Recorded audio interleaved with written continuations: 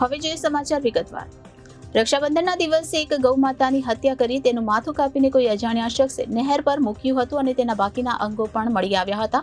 તો તે અંગે બોરસદ ટાઉન મથકે ફરિયાદ પણ દાખલ કરવામાં આવી। સમગ્ર હિન્દુ સમાજમાં ખૂબ રોષ જોવા મળ્યો હતો।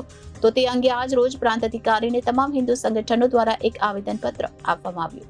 રક્ષાબંધનના દિવસે એક ગૌ માતાની હત્યા કરી તેનું માથું કાપીને કોઈ અજાણ્યા શખ્સે નહેર પર મૂક્યું હતું અને તેના બાકીના અંગો પણ મળી આવ્યા હતા। તો તે અંગે બોરસદ ટાઉન મથકે ફરિયાદ પણ દાખલ કરવામાં આવી।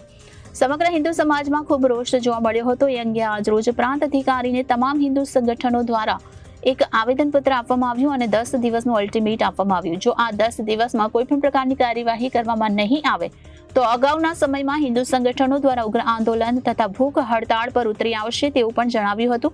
અને ખાસ પ્રાંત અધિકારીને કહ્યું હતું કે જે ગેરકાયદેસર કતલખાના છે તે તમામ બંધ કરવા જણાવ્યું હતું અને તેઓને પ્રાંત અધિકારી દ્વારા જાણવામાં આવ્યું હતું કે તેઓ આ અંગે ઉચ્ચતર તપાસ હાથ ધરશે। રિપોર્ટર વિનીત ટાંક, જનાદેશ ન્યૂઝ, આણંદ।